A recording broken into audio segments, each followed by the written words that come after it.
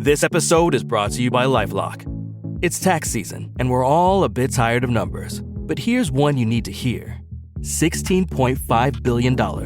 That's how much the IRS flagged for possible identity fraud last year. Now here's a good number.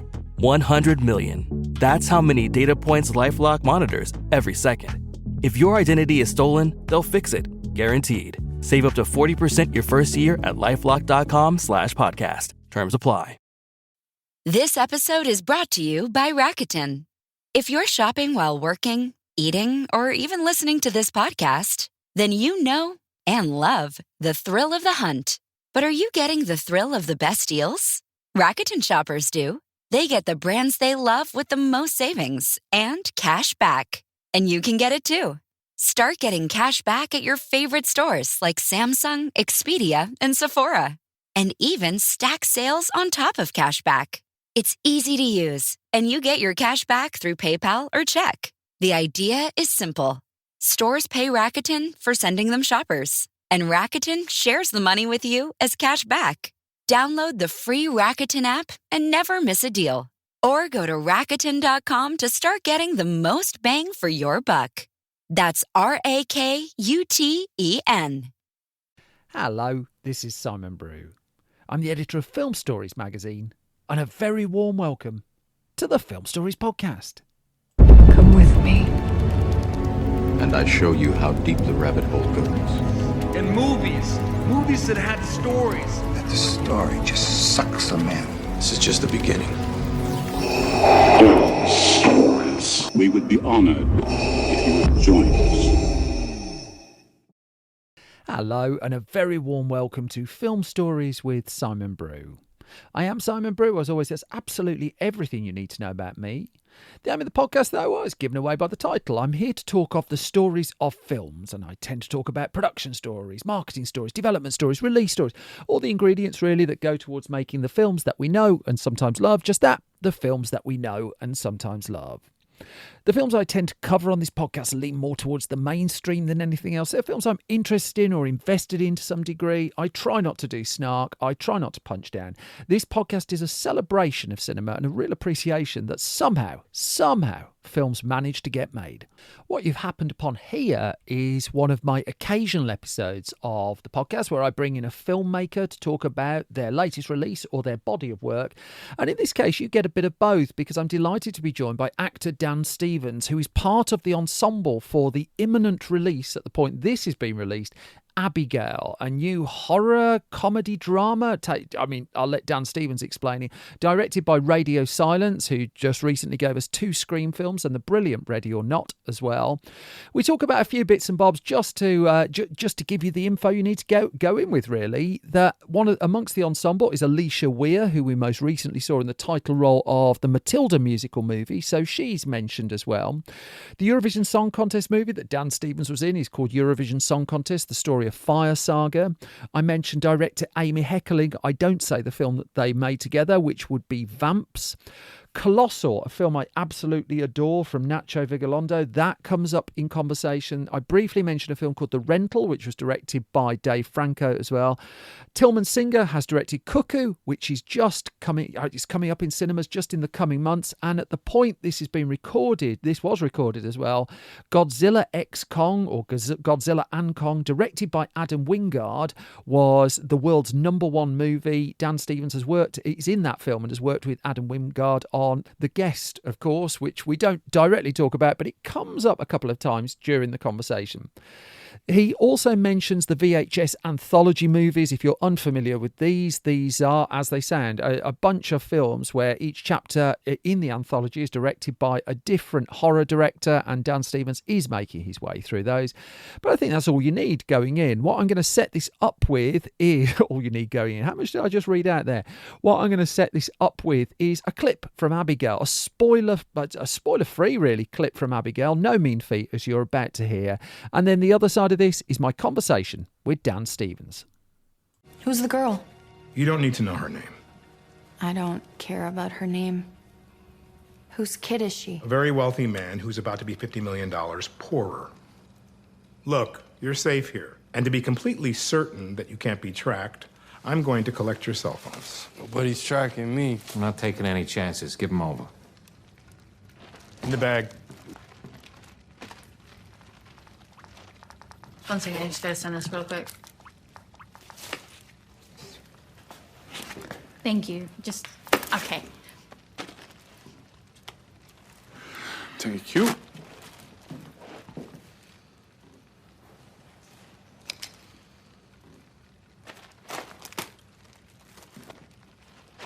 Keep the doors locked and the girl isolated. See you in 24 hours, my lovely pack of rats. That was a clip that was a spoiler-free clip. Lord knows what I'm going to pick from Abigail.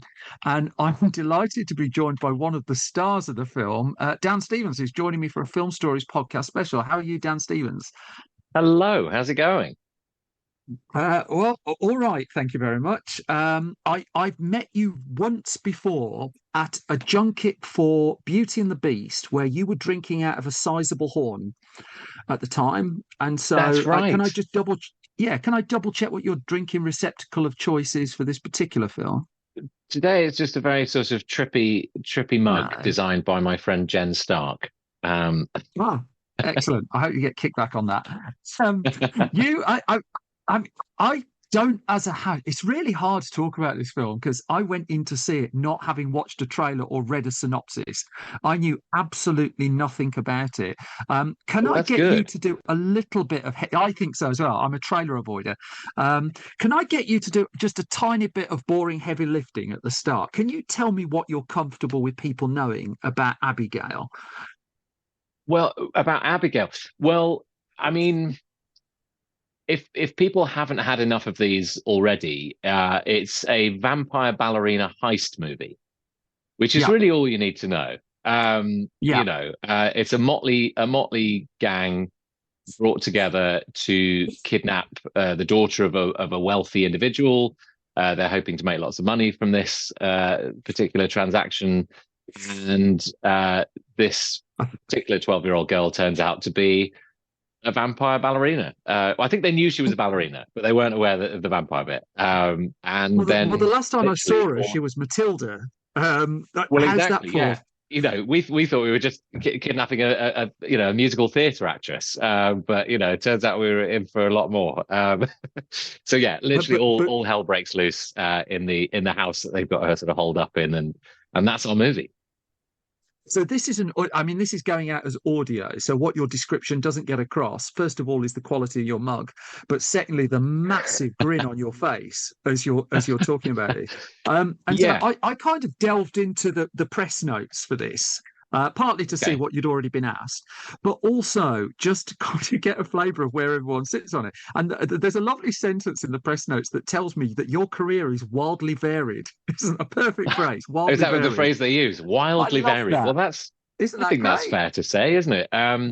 Yeah, I mean, the big grin on my face is partly because, you know, I don't know if this is in the press notes, but that Abigail is very much, in my mind, is as much a comedy as it is a horror film. You know, that it's one of those, and Radio Silence, to the director duo who directed this, Matt and Tyler, the tone of their films is something I really, really enjoy, which is where it's a horror where the gore is taken to such a batshit extreme that it becomes hilarious. Certainly in my mind, and I think in the minds of some of the people who watch it. You know, my horror response generally is laughter. You know, I will sort of meet a particularly shocking moment in a horror film with laughter. It's always been the case with me. But with this one, you know, there's very obvious, you know, there's one-liners, there's funny back and forth, there's just sort of very funny situations that we put these characters in. So, you know, I hope people enjoy it as much as a comedy as a horror film. I think I can say this. I spoke to Lee Cronin after he'd made Evil Dead Rise, which was a similar thing. Went and picked a house out a million miles from Hollywood and drenched it in lots of liquid. I think I can get away with that. But he, just on a practical level, had to shoot that film chronologically because by the last act of the film, he had no way of cleaning it up. and getting it back to where it was.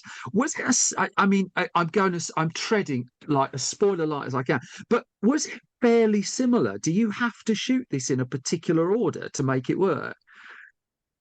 Very much so. Yeah. I think we were almost the same in the same situation. There were certain sets that we, the greatest art department in the world would never have been able to kind of put back to how it was. And we had, I'm told by Matt, the director, that we actually drained Ireland of its movie blood resources and had to have special shipments come That's in amazing. because this stuff is sort of specially formulated. It's kind of like a sort of corn syrup with a particular kind of dye that looks right on camera, and we used it all up, and so they had to ship more of the stuff in, and there were certain days where they would fill these sort of exploding cannons that would just plaster the entire set in bits and blood, and it was a real event, and so each time we got to that point in the script, it was like, okay, well, this room's going to go now, and we'd all stand around and watch this thing absolutely go bananas all over the set and all over us as well. And as most of us, as we go through the movie, we just change color completely because we're just ached in this stuff.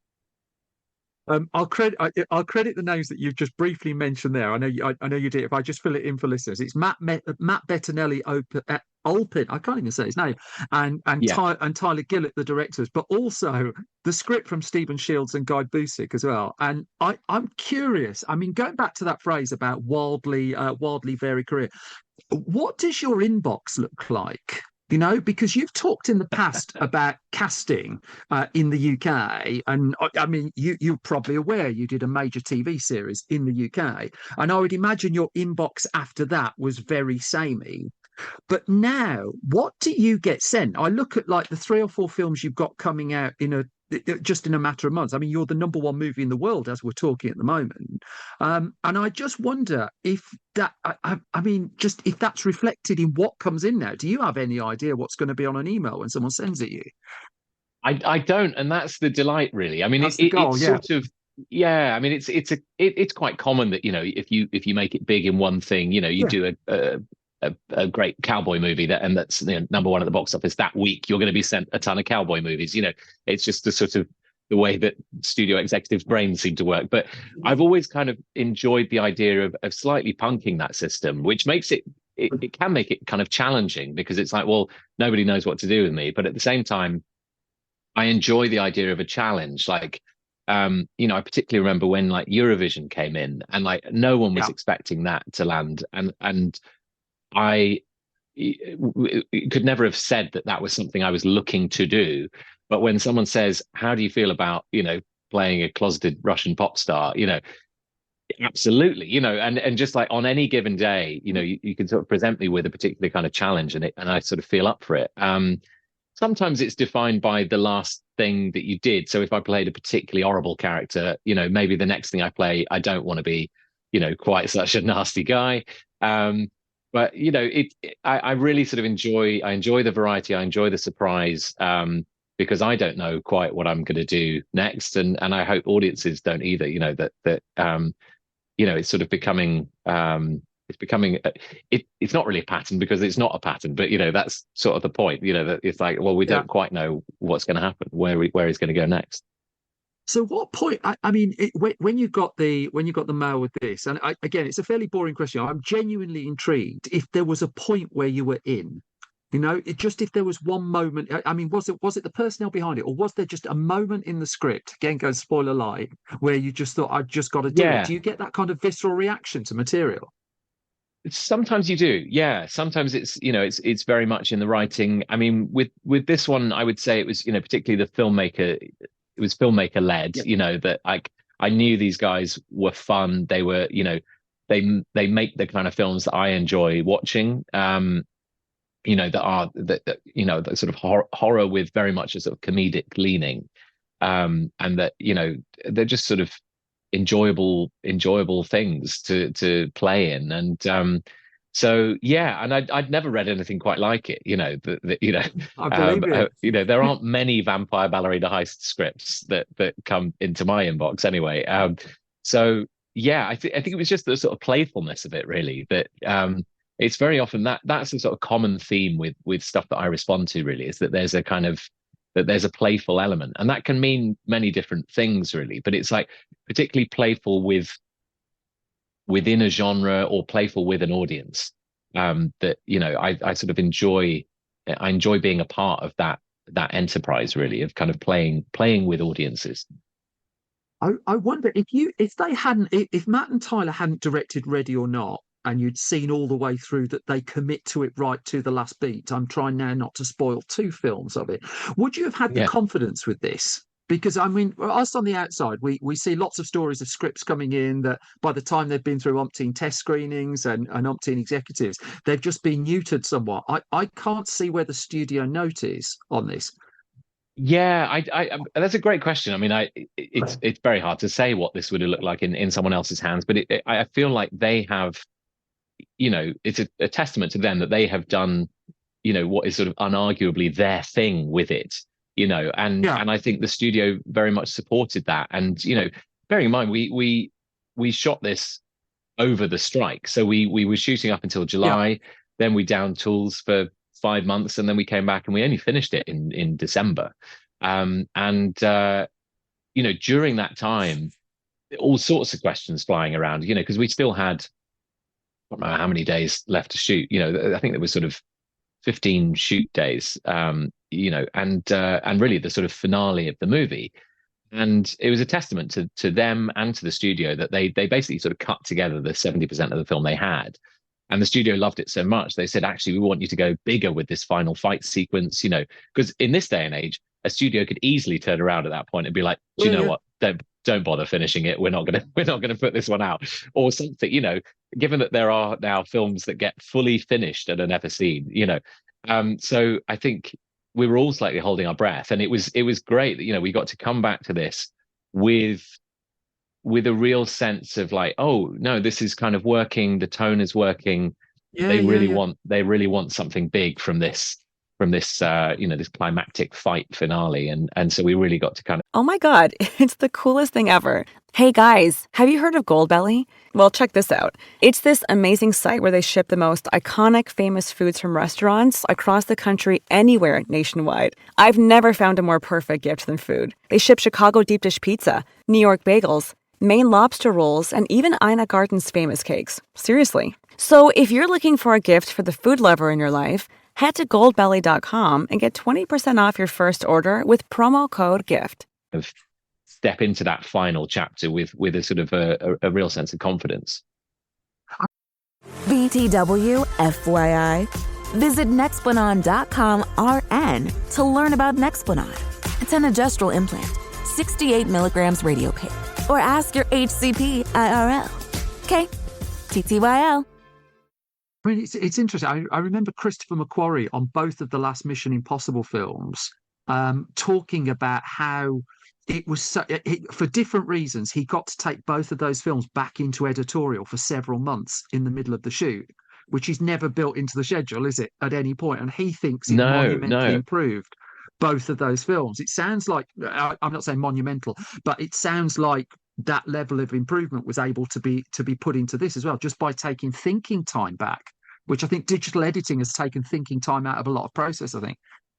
That's an interesting point. I mean, I don't know. It's certainly not possible with everything, and it's sort of part of it's part of filmmaking, really. But I think what I meant to say was that it just like it.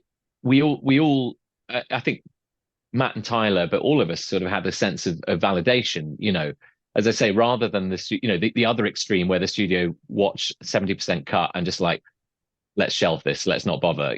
And actually the other extreme really was true, where they were like, actually, here's some more money, go to town with this fight, we want to finish this strong, and because it was it can be hard to come back to a shoot after a 5-month hiatus. It's unheard of, really. So it really gave a great energy to that final part of the shoot. And was it a case that you did all decamp to a house in Dublin? Did you kind of take the Cocaine Bear route? Because Cocaine Bear was in Ireland as well, wasn't it? Just like that's right. Yeah. We had a lot of the same crew, actually, who I think. Is that right? Yeah, they were just, they'd What a seen it. They thought they'd specialism seen for it all with Cocaine Bear, and then along came Abigail. I mean, they must be, yeah.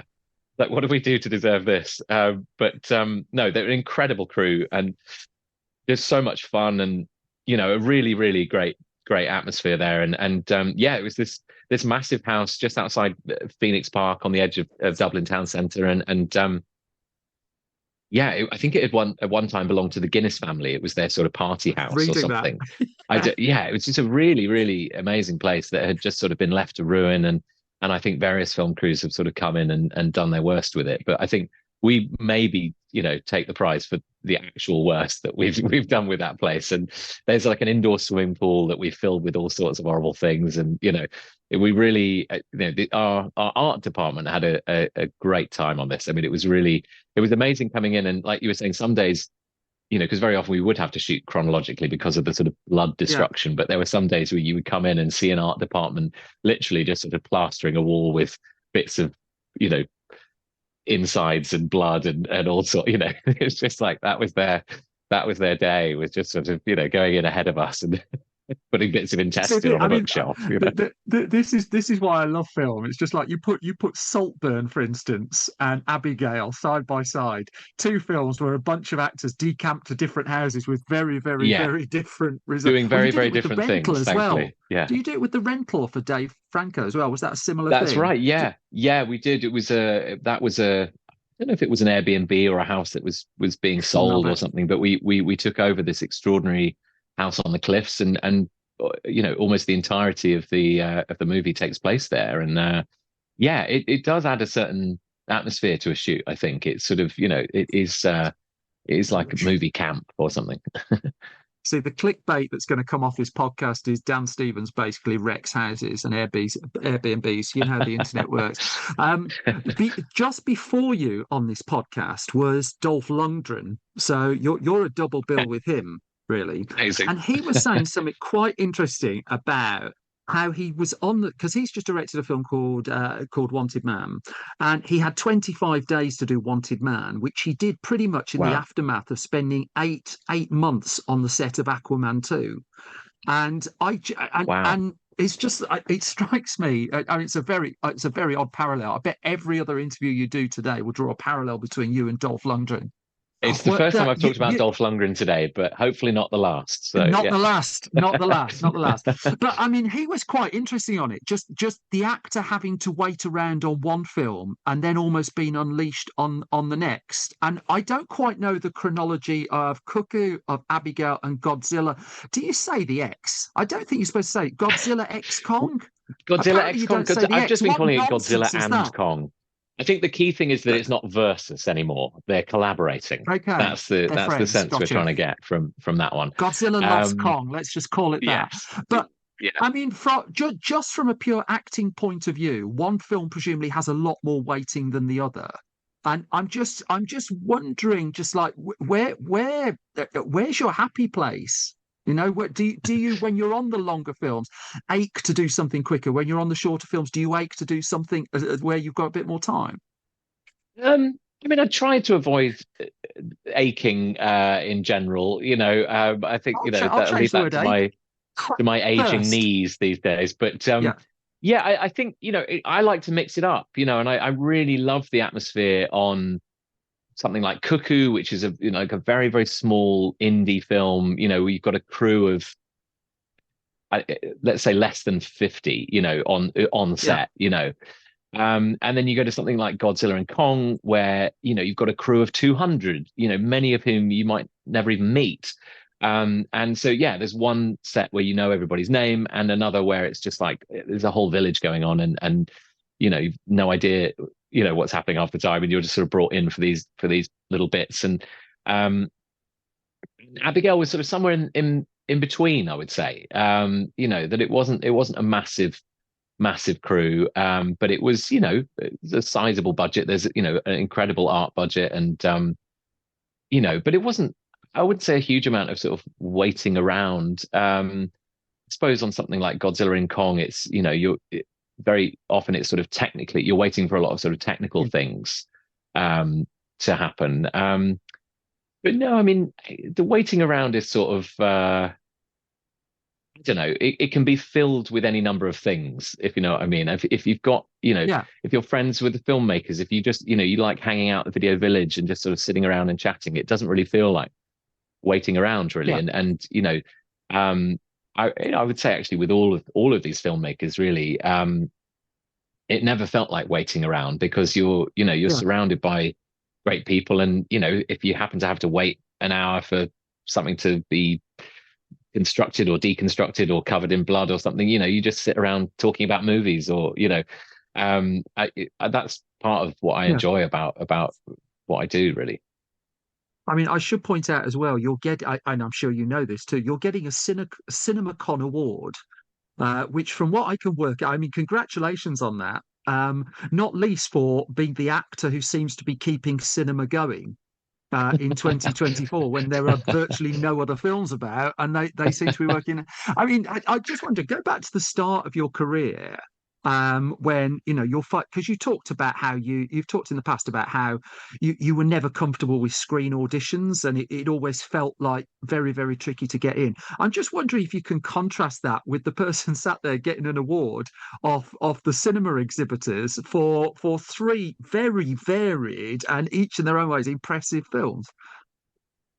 It's delightful, and it's a great honor to be receiving an accolade from those guys. And yeah, I mean, it's a strange sort of coincidence that, as I say, I've been working away for a couple of years on these different projects, and they all seem to be coming out in the same season. But yeah, I think auditioning is such an artificial process, and it's not one that I've ever really enjoyed. And I suppose I was sort of moderately successful at it, but never felt truly comfortable. I feel like self-taping is really it just doesn't feel, it never felt right to me. I don't know.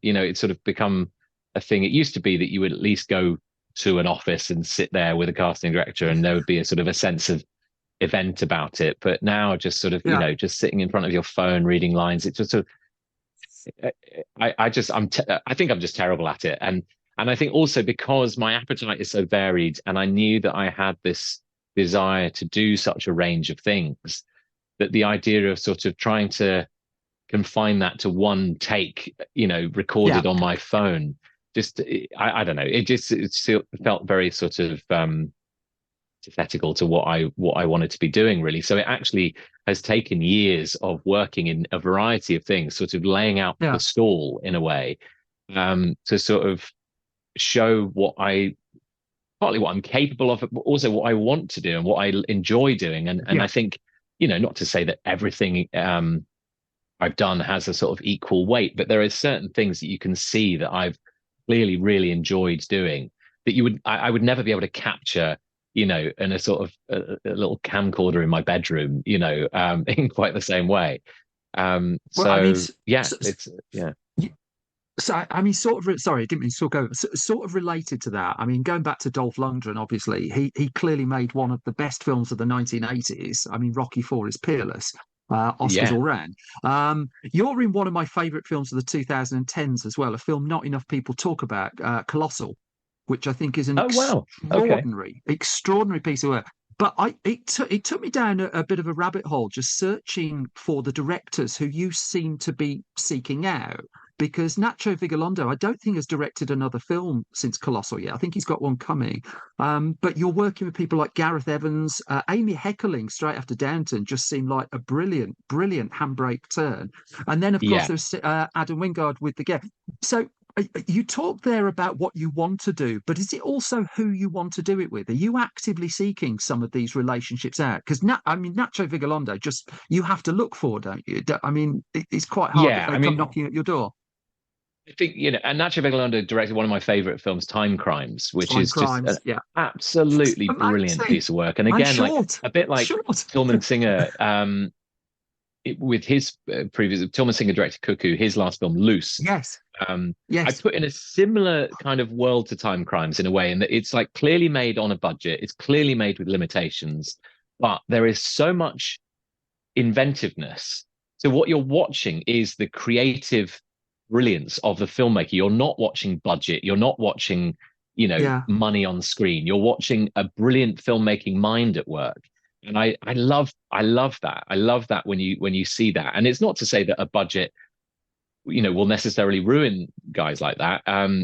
It can be the case sometimes, but generally, if you want to know whether someone is a great filmmaker or not, you want to see their early stuff. You watch Adam Wingard's movie Pop Skull, which is bonkers, but it was literally made, like, he made it almost entirely on his own with his mate Lane, and it's mad. And you just sort of think, oh, I want to get to know the person who made this film, and I want to see what they can do with more. And so then You're Next came along, and then he gets to make The Guest, and so I'm excited by great filmmakers, just period, and kind of, I like the weirdos. I like, the guys with sort of, unusual tastes. But Amy Heckling, was just someone who, I guess she is a weirdo. She's a sort of a very sweet weirdo. She's not a sort of a horror weirdo, but she's got such a kind of delightful sensibility about her, and I just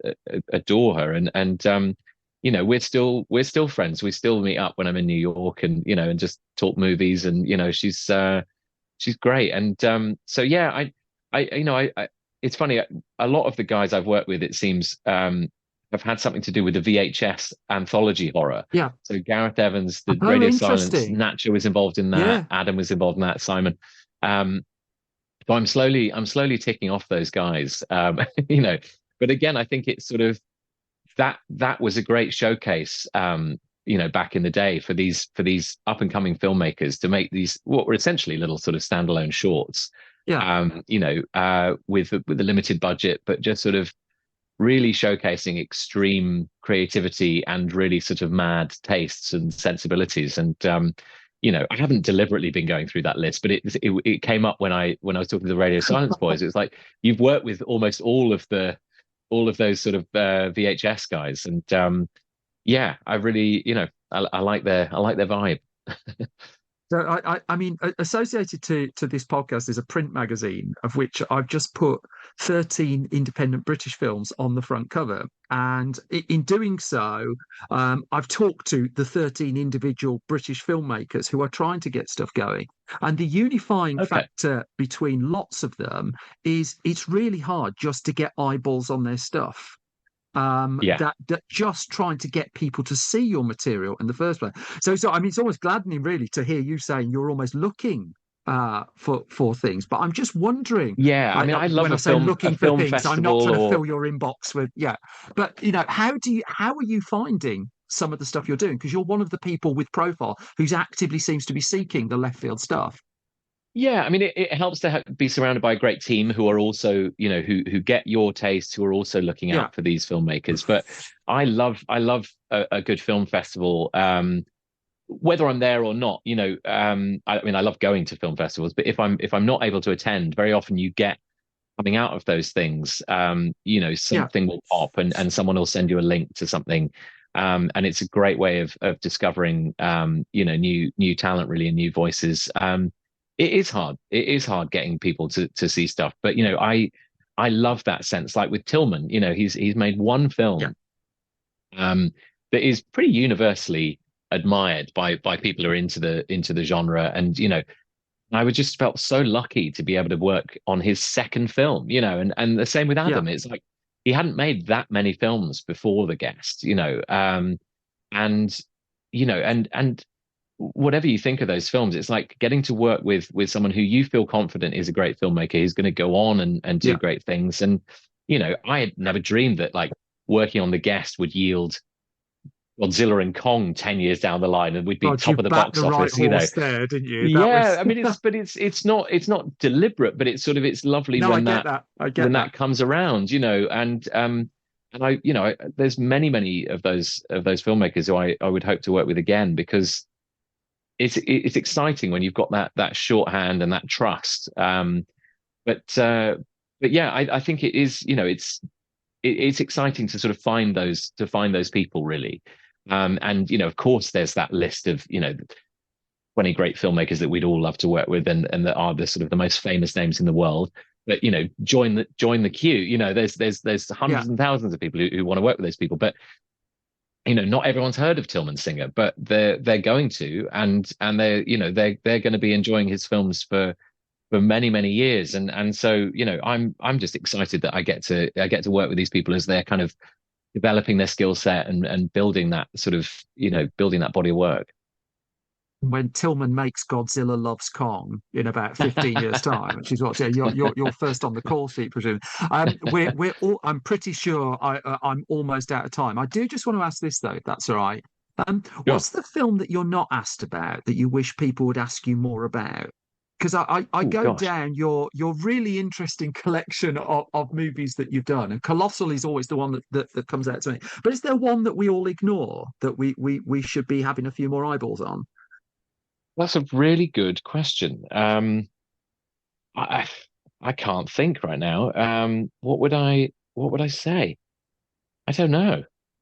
I sort of I'm just delighted. Like when you brought up Colossal, and that's not one that such a great film. People bring up that often. Although it is another kaiju movie. But yes, I spotted that. Yeah, gosh. I'm asking you to choose one of your children. So exactly. So half the people can't answer this. So I'm not setting traps for you. But I'm going to say, I'll just off the top of my head, I will say a film I did with Rebecca Hall, directed by Brian Craner, called Permission. That we filmed in New York a few years ago. That I really, really enjoyed. I think it's a lovely film. And it's been in my mind recently because I got to work with Rebecca Hall again on Godzilla and Kong in a very, very different kind of capacity. But great question. Gosh, I'm going to go and be thinking about my back catalogue for the rest of the day now. Excellent. Dan Stevens, congratulations on Abigail in particular, which is a film I managed not to spoil, I think, and hopefully people go into it with as closed eyes as I did to it. And the very best to you. Keep making all these offbeat films. And thank you, Simon. All the best. Cheers. Take care. And that brings me to the end of my conversation with Dan Stevens. Abigail, at the point this podcast is being released, is now playing in cinemas around the world. I've really, really enjoyed Abigail. You can find my review of that on the Film Stories website, filmstories.co.uk, or on our YouTube channel, youtube.com/filmstories. You can find more from me on Twitter and Blue Sky at Simon Brew, more from the entire Film Stories project on Twitter and Blue Sky at Film Stories. If you go to Facebook, we're at facebook.com/filmstoriesonline. We have a website, filmstories.co.uk. It's updated every weekday with movie news, reviews, features, games, TV. We are making it a clickbait-free entertainment website. Thank you to everybody who supports that. If you go to store.filmstories.co.uk, you can find our print magazines for sale as well. I briefly mentioned one of them. It's a very subtle plug in that interview with Dan Stevens. You can find it at store.filmstories.co.uk. And if you like this podcast and don't mind supporting it, please do leave a hugely positive review. Please do subscribe, and if you're really enthusiastic and have a few pound coins in your pocket, head to patreon.com/Simon Brew. If you back the podcast there, first of all, I can say the word podcast correctly. Secondly, you get the podcast early pretty much every time, and you get it ad-free as well. But I think that's enough for this special episode. Thank you as always for listening, and thank you for your time. I will be back soon with another episode of Film Stories. Until then, you all look after yourselves and stay safe. Thank you. Bye-bye.